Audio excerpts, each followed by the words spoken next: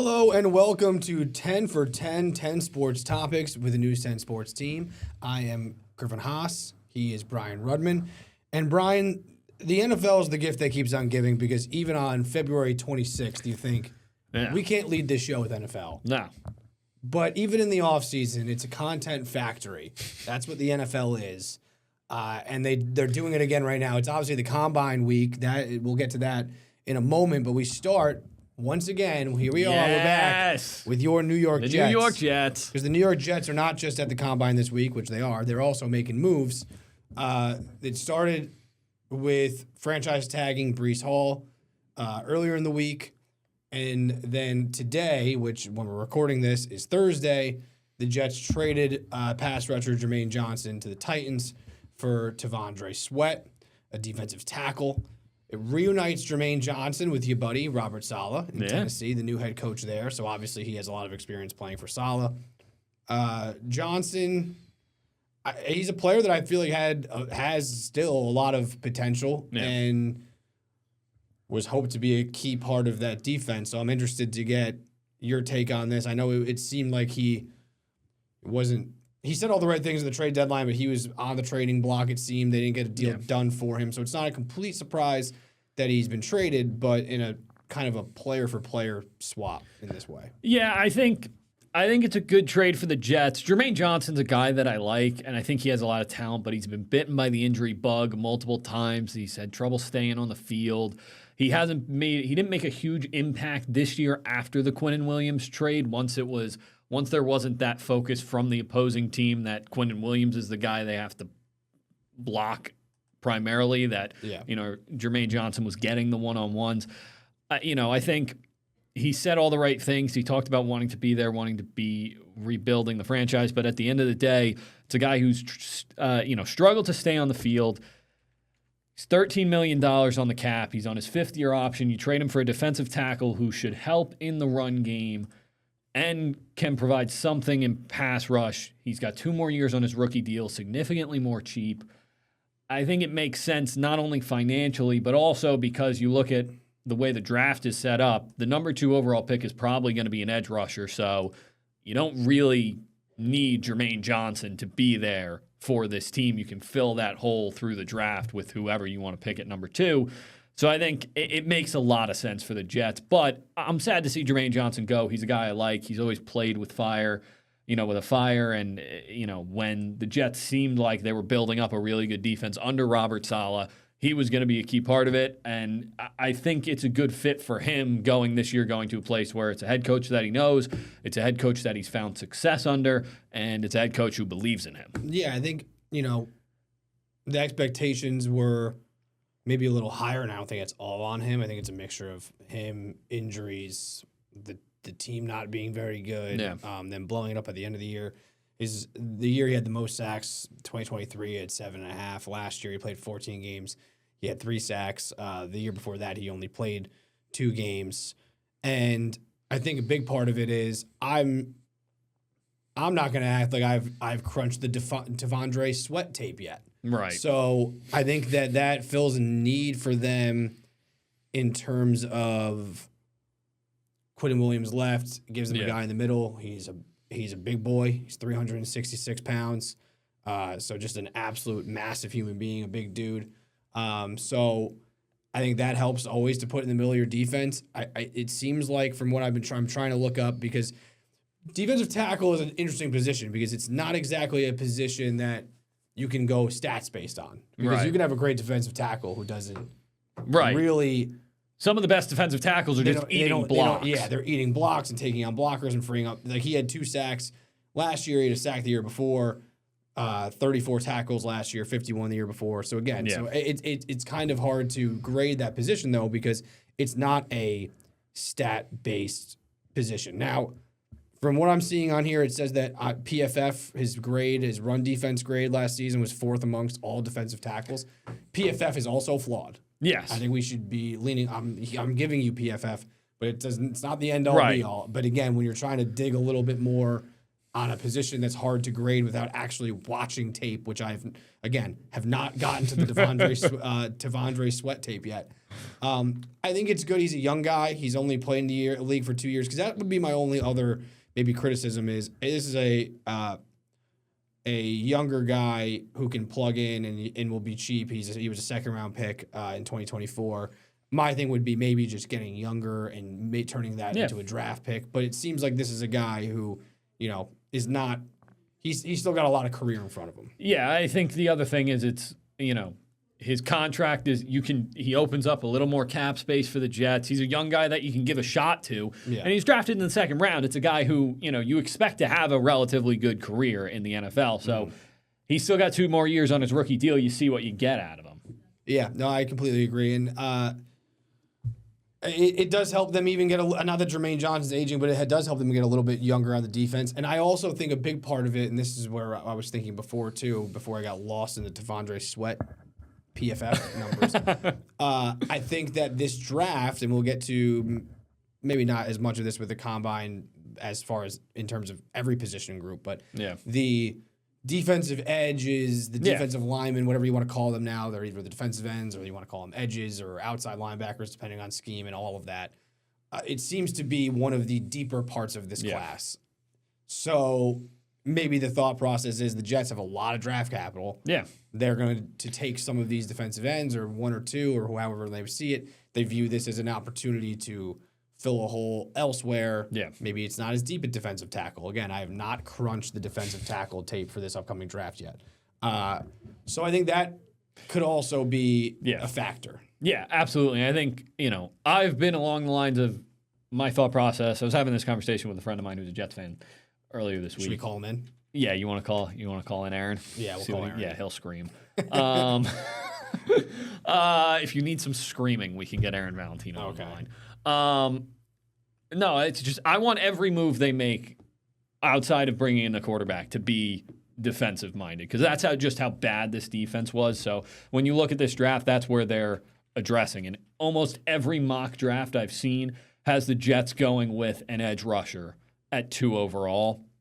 So I think between Jermaine Johnson and you have Will McDonald, both guys who have recently been drafted in the first round, are edge rushers. If you're going to go get another edge rusher, one of them has to go, and I think this is a good trade for that. Yeah. I think that also, when you look at the NFL as a copycat league, and and a lot of times whoever wins the championship, you can look to them and teams can take stuff from them. And I think one thing that you could see with the Seahawks is everyone's used to having premier pass rushers. Mm-hmm. We got to get a premier edge to get after the passer, and that obviously helps. But what the Seahawks did was they had just a ton of good pass rushers, and they kept them fresh, and they rotated and threw a bunch of different guys out there. So, again, in a draft like this, you might see teams who are stocking up more on defensive ends where maybe this opens up opportunity elsewhere by getting rid of Jermaine Johnson and filling that need. Now, you move on to Breece Hall. He has not yet been franchise tagged. He will be franchise tagged if they do not get a deal done. Right. So they are working on the deadline is March 3rd. So they're hoping, Darren Muji said, to get a contract done before that deadline so they don't have to use the franchise tag.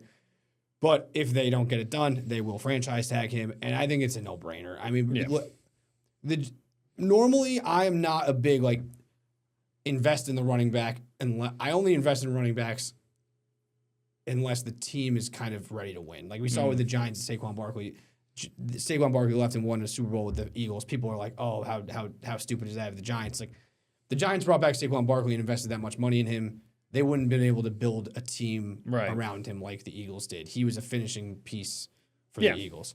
So that's where I usually stand on it. But with a team that has, the room to do it cap-wise, because it's not like they are very invested in many people, and also for a team that it just is what it is, has very little talent. Yeah. You cannot afford to let a player like Breece Hall, who's still young, just rushed for 1,000 yards, in his first year on a team that was horrible and had no passing game. And not to mention he also added, 36 catches and 350 yards through the air as well. you can't afford to let a talent like that walk out of the building when you have no talent. Yeah, no, it's absolutely. Breece Hall was, the defense had a lot. You have to do a ton with the defense. Really, the big thing this offseason on the offensive side is bringing back Breece Hall because the Jets aren't in a position this offseason to get your franchise quarterback. That's probably, the guy who you hope to be your long-term solution at quarterback is going to come next year. But you got to put the pieces in place to surround him and hopefully put him in a position to succeed. And part of that is having good weapons around him and a good running game, and Breece Hall does that. So you keep him in the building. And also for this year, when you look at it, if you're Aaron Glenn, the way that the Jets are going to have to hope to win is they're going to, not that they're going to win much, but the theory would be, let's run the ball, let's control the clock, and Breece Hall does that. And if I'm the Jets, I would almost prefer to use the franchise tag. And I say that because even though he is younger, you see running backs, the tread can wear off pretty quickly. And again, you want to be ready to win with them. And the danger or risk in giving a running back a somewhat long-term contract is like they need to make sure they figure out quarterback and all that other stuff. So they're not just paying a running back for a team that has no shot. So if you franchise tag him this year, find a veteran or whatever, because I don't think unless they take a Ty Simpson or something in the draft. Yeah. And then you can revisit, get those contract talks once you have an idea of where you might be picking next year's draft, what you might be able to, what your roster looks like. Just kind of buys you a year to figure things out. So I would almost be leaning towards franchise tag with them. And they might be. They're just not saying that because they want, obviously, to negotiate in good faith and let Breece know they want him here long term, but I think a franchise tag would not be. No, I think it's fine. I think the biggest thing is you got to keep him in the building and you got to keep him on the roster this year. And when we get to this point next year, you go from there. If he's not extended, you deal with it then. And finally, with the Jets, we're saying it on February 26th, but we have a Aaron Glenn press conference moment of the week. Aaron Glenn was. You can't even say it without laughing beforehand. It's funny. What did they win? 3 games last year? Yeah. Yeah. So we know about Aaron Glenn. He's not great. Viewers of this program know our thoughts on Aaron Glenn. He said at the combine this week, because he's now going to be calling plays. Steve Wilkes called plays last year. He's going to be calling the defensive plays, and he said, quote, "To me, play calling is my superpower, really." First of all, Aaron Glenn, I don't think that you're superhuman. I think that we saw. I think if you had any sort of superpowers, I think they would have rubbed off a little more on your 3-win team. So that's first. Second, if you think that play calling is your superpower and that makes you great, because that is the case for both defensive and offensive coaches. Some guys are more CEOs, some guys are play callers. Why didn't you do it last year? If that, and also you did at the end of the year, I think. Did he call plays at the end of the year, or was it their interim defensive coordinator? I felt like I don't want to get into it. I won't even make that leap because I'm not sure, and I don't know the answer. But either way, they were 31st in points allowed last year. Yeah, they were terrible. Maybe at some point, you'd be like, maybe I should call the plays. I have superpowers. All of a sudden, he's going to be shooting lasers out of his eyes in the playbook. All of a sudden, he's going to be like looking at the playbook. Superpowers. Yeah, I don't think that he has superpowers. But we'll see. He did say, and he went on to say, doing 4 years in Detroit, just look at the maturation of those 4 years. Not the best statistical defenses, but we won't leave it at that. Of how we improved every year and how I improved as a play caller. I really miss doing that. I think it's a huge part of helping us become the team I see us becoming. He just said that he improved as a play caller throughout that time. Like, do you think that Superman improved on flying? He was just like pumping iron continuously to get super strength. On like shooting the lasers out of his eyes. He was like Mr. Incredible in the when he's getting back into shape and he's lifting the trains. Flash all of a sudden was like he was working on his 40 time and then it was like oh, actually improving on myself. I feel like you just have superpowers or you don't. Yeah. And that's not to say that you can't improve as a play caller. It's just saying I don't think you have superpower. What are your thoughts Spider-Man was not developing his web shooting over time. I mean, I guess he probably got better at it, but I feel like you either got it or you don't. Yeah. You can either shoot webs out of your wrist or you can't. Yeah, I think my big question is, if we have a superpower, why aren't we using it from the get-go? Yeah, maybe if you have a superpower, use it to win more than 3 games. That I guess would be my suggestion. Yeah, I think, listen, if he wants to if he wants to take over play calling, sure, fine. That's, like you said, some guys are better suited to be, just play calling, hands-on on one side of the ball and less of a CEO. That's fine. There are plenty of head coaches that do that, who are successful. But if that's the case, where was it last year? Like the defense was terrible. It was the worst in the league down the stretch. That would be my one question. But we'll see. I mean, this year there's not going to be many excuses for Aaron Glenn. They revamped the entire coaching staff. He's going to be calling the defensive plays. There's not really going to be any scapegoats for Aaron Glenn this time. Yeah, well, that's the thing is like it was everyone else's fault, and that's why he fired all of his coaches because it was their fault. It wasn't his fault. It has nothing to do with him as a coach. It's not. And he didn't hire those guys. No.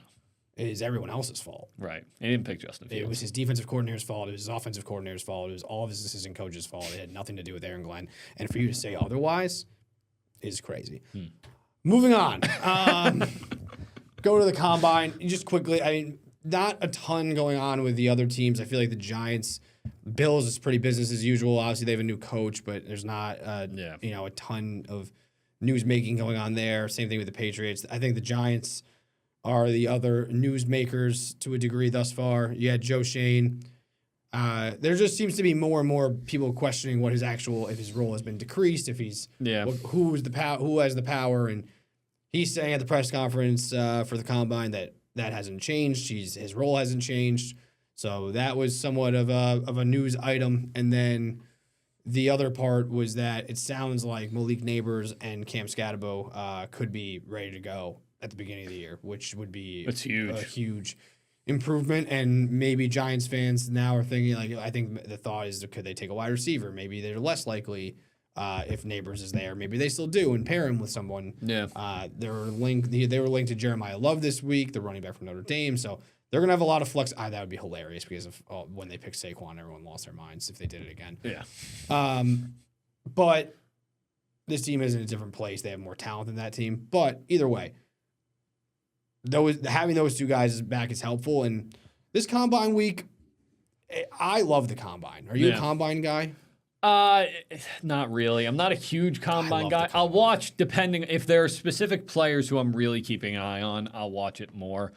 I don't know why. There's something I could. For me, this time of year, it's like I start getting back into baseball, so it's like a little less on the combine. I could watch the combine for hours. I really could. I don't know what it is. It's Rich Eisen. He's doing his thing. I mean, Rich Eisen. Tones of Rich Eisen.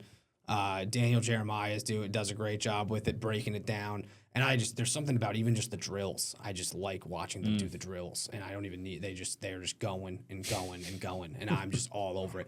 And I'm also somebody who doesn't put a lot of weight in the combine, which is kind of funny. You just like watching it? I just like watching it. It's a great television product. Like I think the combine can check boxes at like 40s. Obviously, I don't think they're the most important, but I do think there are maybe boxes to check to be like, okay, this guy isn't slow. I don't think if you run a 4.2, that means you're a good player. I don't think if you run a 4.6, that means you're a bad player. But you want to see certain metrics. I think that the tape is the biggest thing. I think that what you put on tape, I think the combine should support the tape. Okay, we have the tape. We like the tape. Let's check the box with the combine and make sure that the metrics look good. I don't think the combine should be an end all be all. I don't think we should watch somebody do a 3-cone drill and say. Right. Yes. I do think the combine is also when they it gives you an idea of where the teams are at based on who they meet and, what what those conversations are like. And also just how these guys handle pressure because it is a big moment in their draft stock and their careers, really. And I think that most organizations would say that the meetings that they have with players are more important than the on-field work. Meeting with guys, getting to know them. So that's the biggest thing for these teams is they're meeting with all these guys. Because they're also going to go to their pro days and see them work out again. The workouts are supplemental. So you have a lot of tape. You like these guys already. You want to see the workouts to supplement the tape. But you also want to get to know I've been obviously listening. I've been listening to a lot of Dolphins interviews with Jeff Hafley, Siena grad. Shout out. And they talk a lot about like they want guys that love football. They want character guys. They're trying to build a culture because they're doing it from scratch. And so the meetings are very important to what they're doing. And obviously we don't see a lot of that stuff unless you're the Giants and you let Hard Knocks do an off-season version and listen to all your conversations and have that blow up back in your face when the Saquon Barkley conversation. That was so awesome, but it's never going to happen again. Never going to happen again. I was watching that show, the off-season Hard Knocks, and I was like, this is awesome. I can't believe the Giants are actually letting Are you a big Hard this. Knocks guy in general? I used to like Hard Knocks. I don't like the training camp Hard Knocks nearly as much as I used to because I feel like it's just like propaganda now for like whatever team it is. Like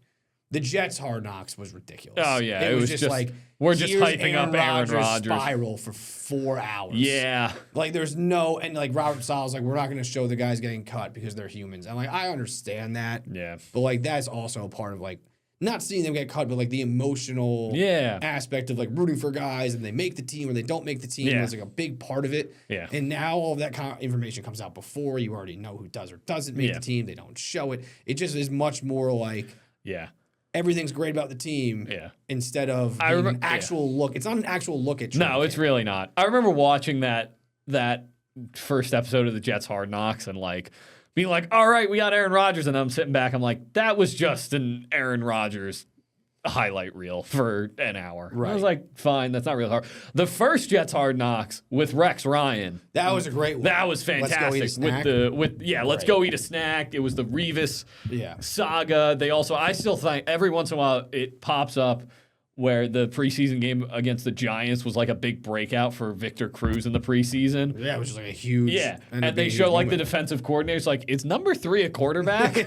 We have no idea who this guy is. He's unbelievable. So I've went cold on it a little bit, but the offseason one was great. The offseason one was awesome. I absolutely loved it, and then like, they're just not going to do. Like the Giants got absolutely embarrassed. But those combine meetings with like Dable breaking down, those were really cool. That was awesome. They could do it in a way that maybe they don't show everything. The Giants apparently had no editorial standing there, apparently not. Which I do like. That's what made it interesting. But I can't believe it. We're gonna take a quick break. Baseball when we come back.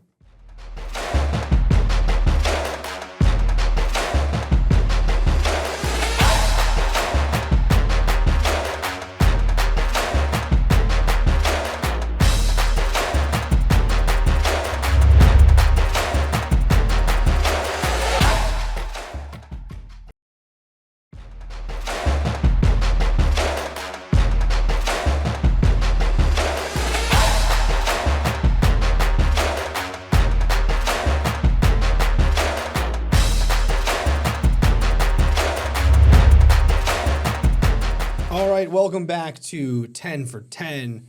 And we're now at the point in spring training for baseball where we actually can start. It's hard to have like huge takeaways because it's so early and it does.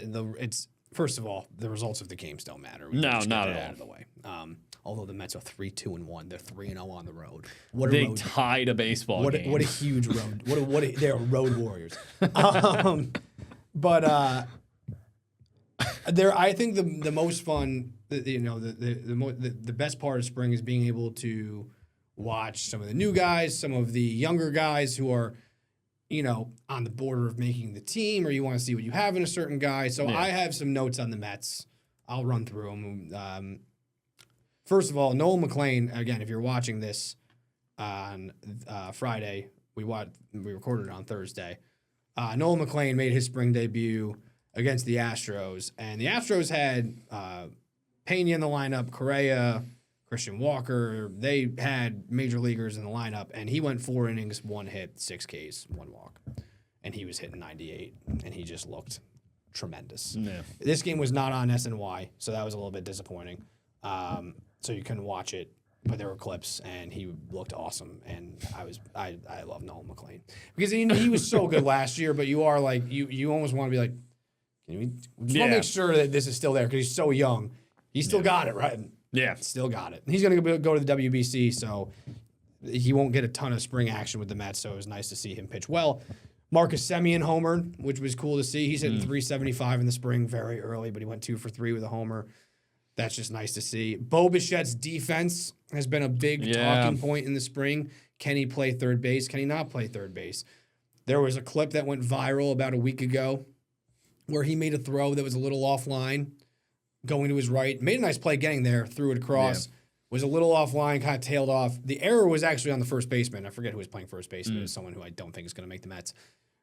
He caught it and could have stepped back on the bag. He just dropped it. So it was actually on the first baseman. It wasn't a great throw, but people were, of course, because it's LOL Mets. We live in an LOL Mets culture where when the Mets do something bad, everyone wants to laugh at the Mets. Yeah. Like, it's the same thing with Pete Alonso leaving, any of those things. It's always LOL Mets, let's laugh at the Mets.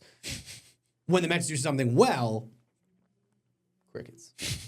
Crickets.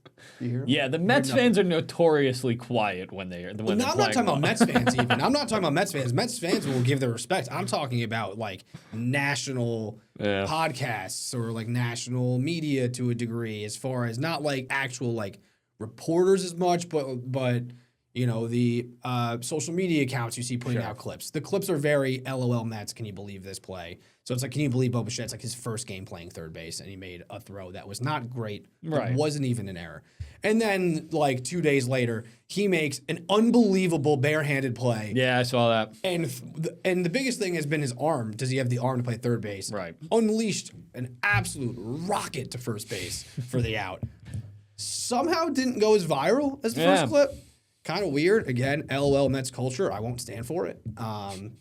I'm here making to push a stand back on him. And listen, there's nobody who will be more critical when the Mets don't play well than myself or other Mets fans. Yeah. We're not a rose-colored glasses type bunch. We're a very honest bunch. But only when we deserve the criticism. When the team deserves it, we will give it to them. Other notes from the spring. So that was nice to see him make that play. I think he's going to be fine at third base. Other notes for the spring. Jonah Tong pitched Wednesday. Yeah. He went 2 2 2/3. He gave up a 3-run homer to Nolan Gorman. He looked good in the first 2 innings. He went out for the third, which I was kind of surprised to see. He's experimenting. He was just fastball changeup. He's experimenting with a cutter. Okay.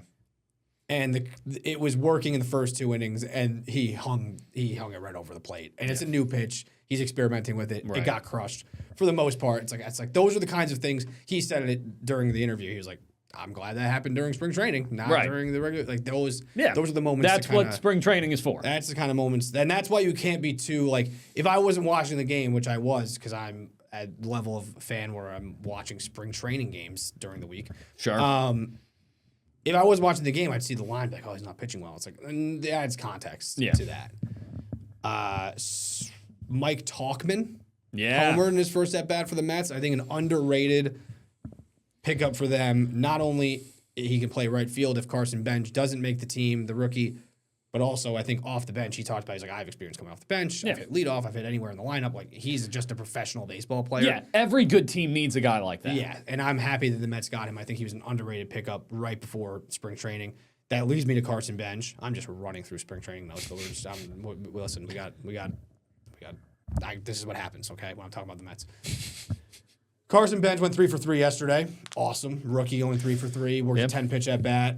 Again, not end-all, be-all, but good to see him do that. And he just looks like a professional hitter, so I think he will make the team, and I'm very excited because I think he could be the X factor of this season. When you can get a rookie who comes up and performs in the lineup and kind of adds something that maybe you weren't expecting or like penciling into that position, I think that is huge. And the other thing, the last guy that I wanted to talk about was a guy that I did not know existed until I think last week or earlier this week. Okay. Ryan Lambert. This guy came in. He had in Double-A last year with Binghamton. He had a 1.7 ERA, which is great. So the numbers are there. He was throwing 100 with I think it was 21 inches of vertical break, which would be the highest vertical break per mile per hour. That'll get the job done. In baseball, it would have been the highest last year. He also said that when he was cut from his college team, he wanted to build muscle. He decided he would chug 30 raw eggs per day for a month. So that's just a fun fact. to gain weight and build up Interesting. muscle. And now he's throwing 100. So start chugging those raw eggs, kids. I'm just kidding. Don't do that. Don't do that unless you speak to your doctor first. I'm not a doctor. Please consult a doctor, not Griffin Haas. So those are my Mets notes to keep us updated on the Mets here in spring training. We had one of the weird storylines come out of Yankees camp today. Again, Thursday, if you're listening to this on Friday. Giancarlo Stanton.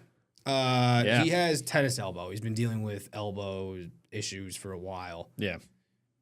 He said that he can't open a bottle and he can't open a bag of chips because of how much pain he's in, yet he wants to play a full season. Yeah, if you can't open a bag of chips, how are you going to swing a bat? I have to be honest. I have to ask the question, how can he not open a bag of chips? I feel like I could open a bag of chips with my fingers. Yeah. That doesn't take elbows. What are you doing? This? Is this how he's open them like this? You can't do You're really getting into it. You can't take the bag, Giancarlo, and go like this. If you can't do that, you can't play baseball. No, there's no shot. How is he? Was he like someone's got to follow up because this was came from a conversation with reporters. Someone's got to follow up. Can you really not open a bag of chips? Because that's crazy. Yeah.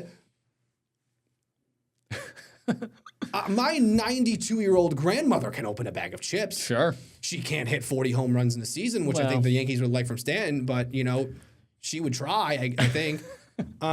Shout out Grandma Stretzel. But she can open a bag of chips, and I don't understand it. Yeah. Am I crazy? No. I think it's very concerning for Yankees fans. I would be very concerned if my DH couldn't open a bag of chips. No. I would be very concerned. Yeah. Absolutely. It's alarming. Not a good sign, injury-wise. Was he being... I'd like to think Was he exaggerating? I'd like to think he's exaggerating. There's no video of it. Like, was he kidding? Like, can't... Or can he really not open a bag of chips? Yeah. He wants to play a full season. He says, I can't open a bottle. I can't open a bag of chips. That doesn't matter. I want a full season. I'm going to push back. I think it does matter. I think it absolutely matters. I think a prerequisite to play in the MLB, you have to be able to open a bag of chips. Everyone has to walk in the clubhouse, open a bag of chips, and let's go. Either one, I am very lucky. Either one of my grandmothers can open a bag of chips. There you go. Either one of them. You know what?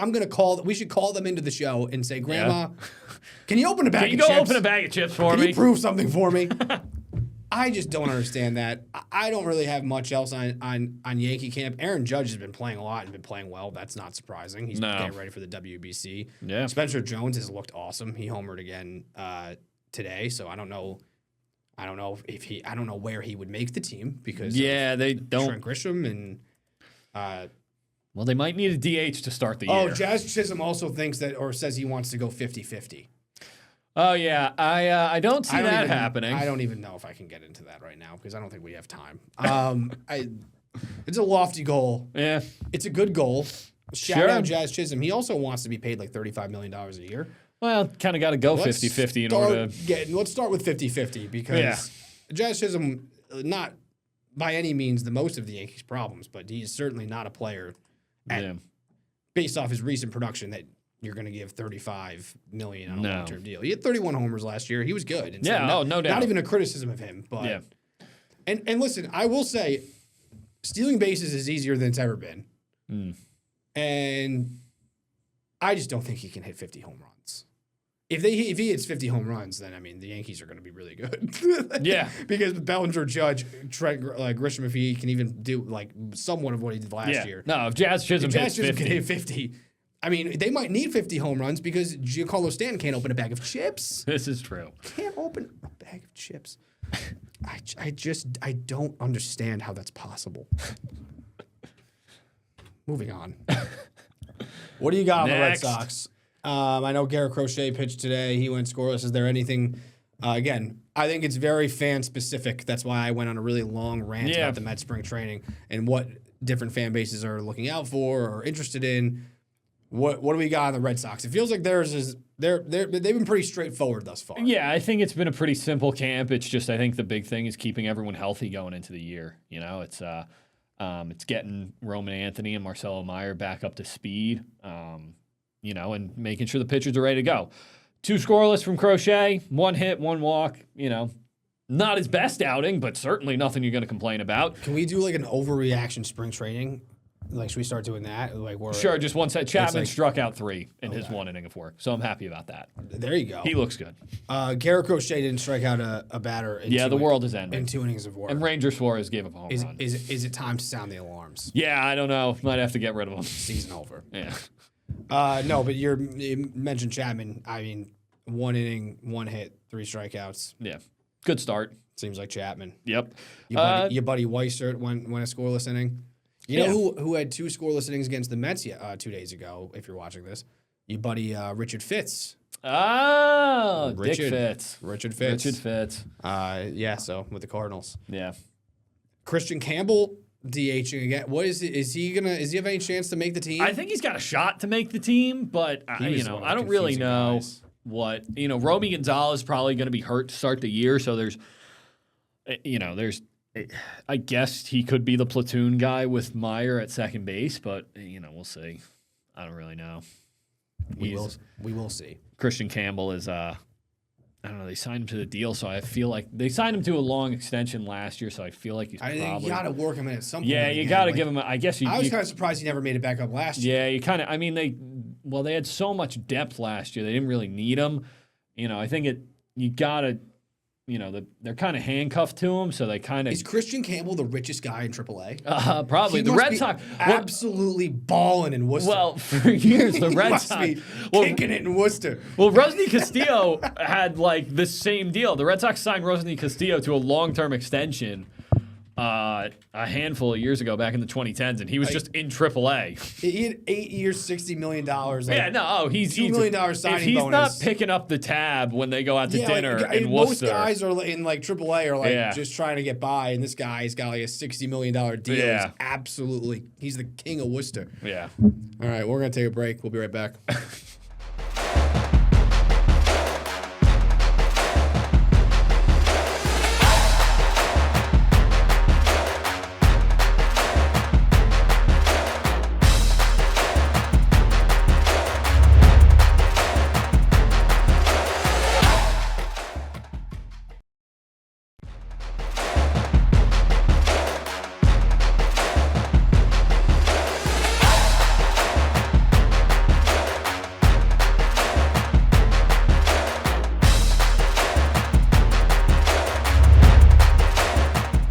Welcome back to 10 for 10, and we are moving on to our local teams, college basketball, and we will start on the men's side, and we will start with UAlbany. And again, we are recording this on a Thursday, so if you're watching this on a Friday, we do not have the UAlbany men's basketball team result against Maine.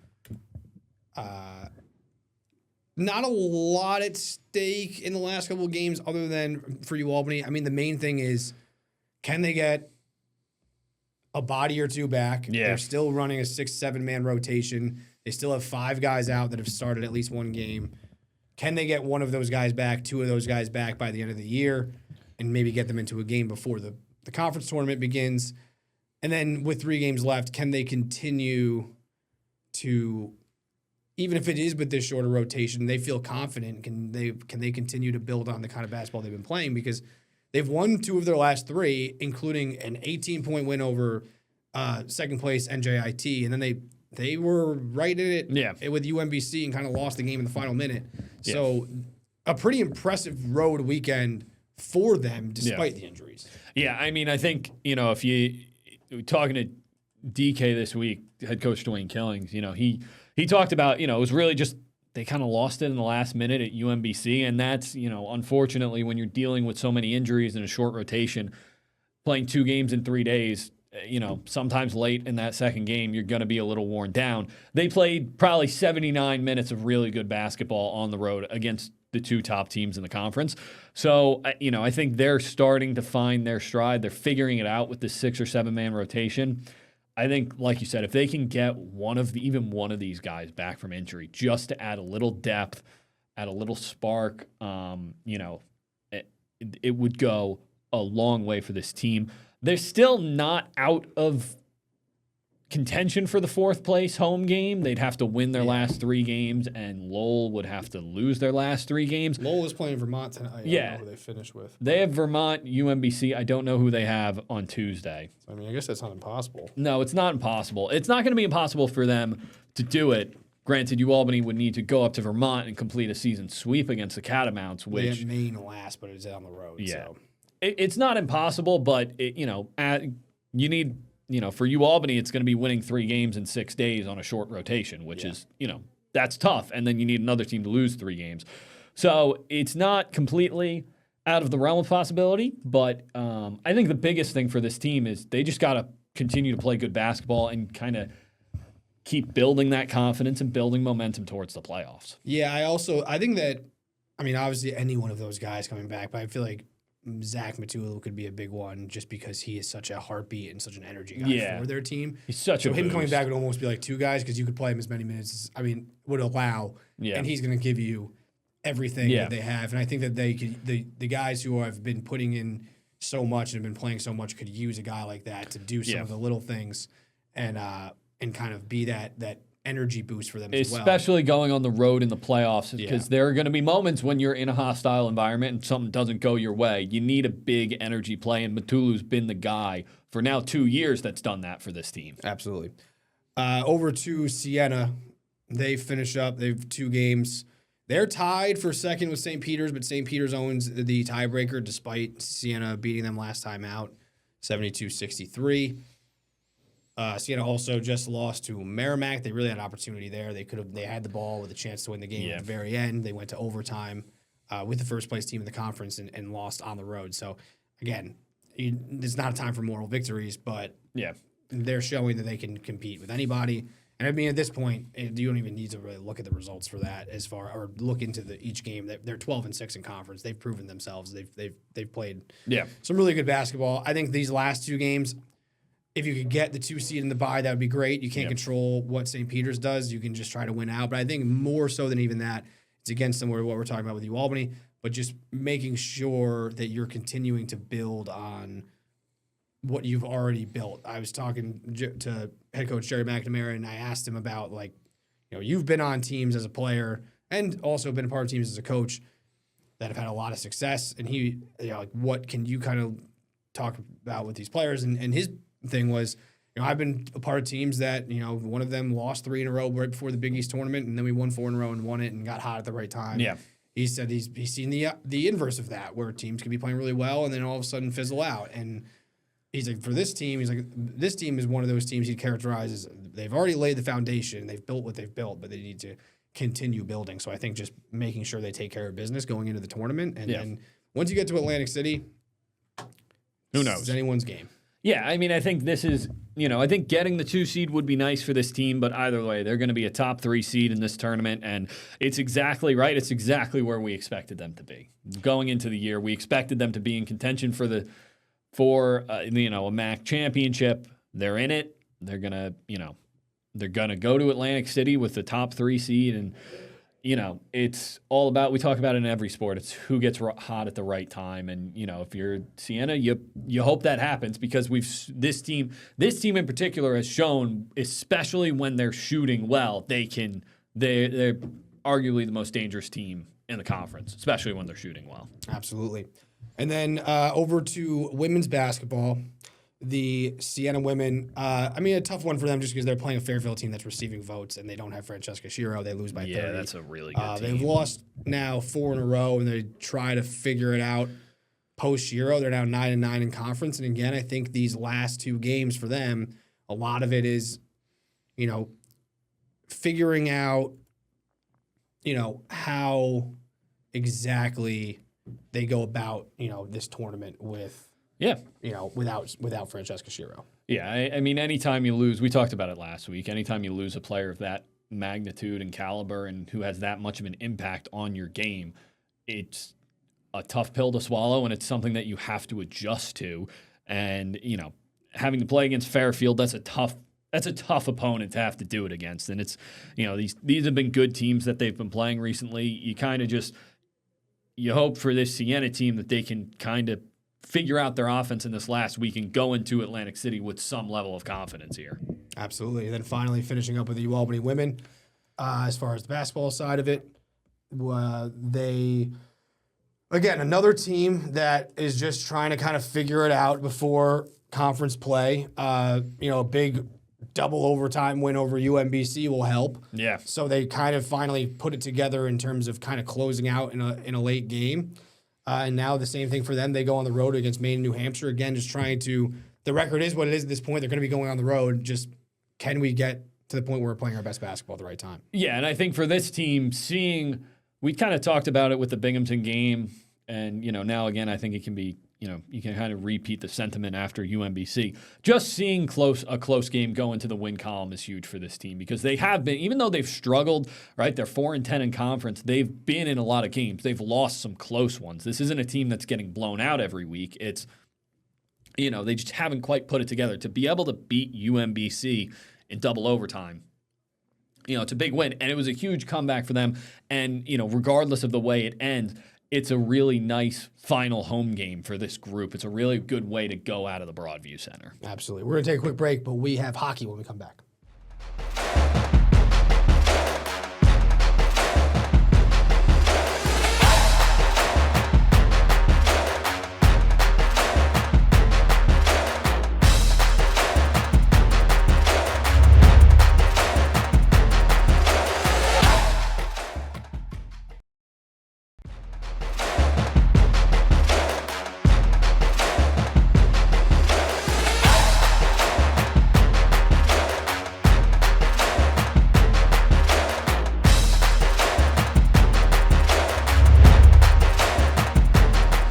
All right, welcome back to 10 for 10, and we're going to start on the hockey beat here with women's hockey.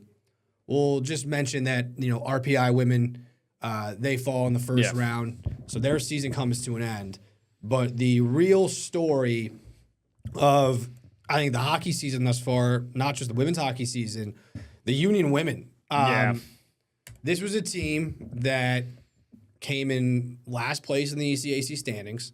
They were 3-18-1 in conference play. After a somewhat promising start to non-conference play. Yeah. I actually think they were 2-18-1, so maybe that 3 is after the win No, they were 3-18-1. Sorry, I got distracted because they had not also won a road game all year. Right.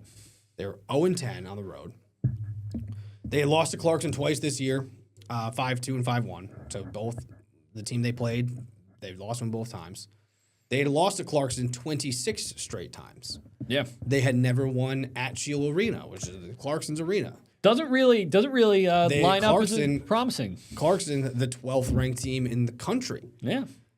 Everything possible working against the Union women's hockey team, and every reason why you'd expect that it might be a very, very, very, very, very, one more very, tough game for them. Yeah. And they win 2-1. Yeah. Because that's sports, and that's what makes sports great. That is awesome. It's what makes hockey great. They went up 2-0 in the first period. They gave up one goal at the end of the first period, and then no one ever scored again. I mean, it's got to be the biggest upset in the women's hockey season thus far. It was incredible to watch. To be honest, I turned it on in the end of the second period because I was coming into work, and then I was like, I'm going to watch the rest of this. And it was worth it because it was just an incredible effort. And I got to give a special shout out to Emma Rayome, who was unbelievable in the net. A first-year player who was not the team's main starter. Right. The main starter, Mona Wagner, was playing in the Olympics. Yeah, she was in Italy. So, Emma Rayome slots in and makes 39 saves, including one that got her the number 2 play on SportsCenter, where she saved it on her back. Yeah, just an incredible effort, and they were pumped up about it, rightfully so. And that was one of the games of the year thus far. Oh, absolutely. I mean, probably the biggest win in program history. Yeah, I would say probably. So. They did win their. I mean, I think it was their first playoff win last year. Yeah. So this is their second, and now it's 2 years bigger. It's a bigger upset. You know, the conference season hadn't gone as well as it did last year, but I mean, now 2 years in a row with under Tony Macy, this team is going to the ECAC quarterfinals round. 39 saves is a really strong effort. 39 saves, 1 goal allowed. And, it's funny, talking to the team last week, they were talking about, how having experience, they held on for a close win in their final weekend of the regular season. They held on in the final moments of the Mayor's Cup to beat RPI. And they talked about how, they know how to defend a team who's just desperate to try and who's just throwing everything at the net.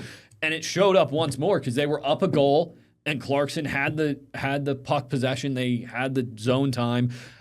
And 19 saves in the third period is just, this team just found a way to bear down and kept it out of the goal. Yeah, it's tremendous. And I think that they feel that they found something in terms of trying to now beat Yale, who's the 8th ranked team. They feel that they play very similar to Clarkson, so they kind of have a blueprint. And that is if you're watching this, the game might have already started because the puck drop is Friday at 3. Yeah. Game 1, best of 3 series, all games at Yale. So we will be keeping our eyes on that one, wishing Union nothing but the best after that incredible win. We got to go quickly here to the men's team and the men's hockey. And really, we'll mainly discuss Union here just because RPI, they're more so just trying to kind of in a state of just trying to play their best hockey going into the tournament. Yeah. There's, but with the Union men have a ton at stake here. Yeah.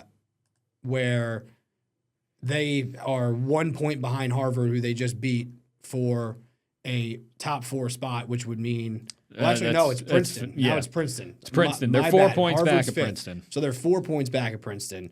So they can still not as likely, but you never know if you sweep a weekend and see what happens with Princeton. Union against Yale and Brown, I was misreading it because Harvard's in 5th now. They dropped out of the 4th spot. But Harvard and Princeton play each other, and then Harvard plays Quinnipiac, and Princeton plays Dartmouth. So 2 top teams in the... Right. So if Union can sweep Yale and Brown, you put yourself in Brown's last place, Yale is towards the bottom, you put yourself in a position where you could be, you could have a bye in that and avoid that, single elimination round. So we are going to be keeping our eyes on that against Friday, 7 o'clock. Saturday, 7 o'clock, Yale and Brown on the road. We're going to take a quick break, but when we come back, we wrap things up with lacrosse.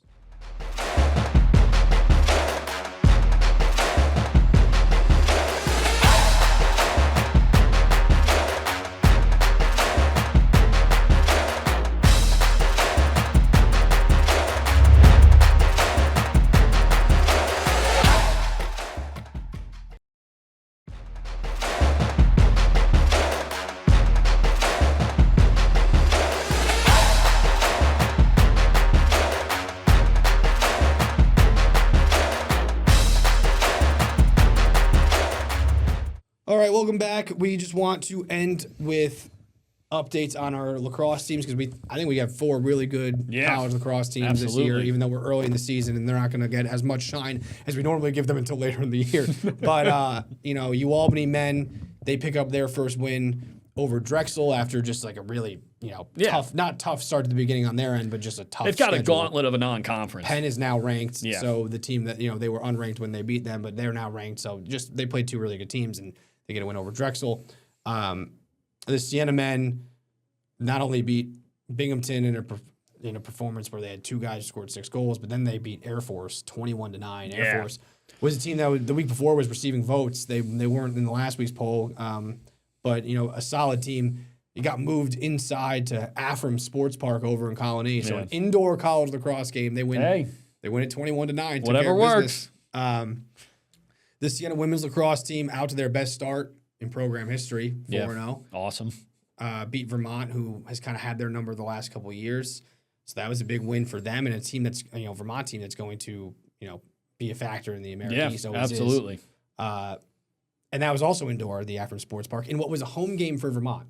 Yeah. They got moved from Vermont to Colony. I guess indoors. they don't have indoor Probably facilities not in a great Vermont. Indoor facility, I guess. I guess not. And then finally, the UAlbany women, a huge upset of number 25th ranked Harvard. Yeah.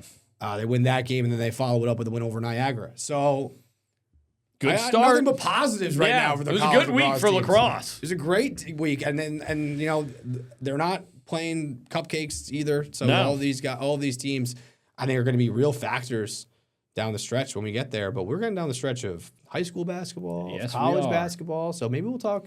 Who knows? Maybe some high school basketball as we get closer to sectional playoffs. We're in sectionals, but kind of those early round games still finding our footing. But we'll be setting championship matchups soon enough here on 10 for 10. And we just went 10 for 10. Thank you for joining us. We'll see you next week.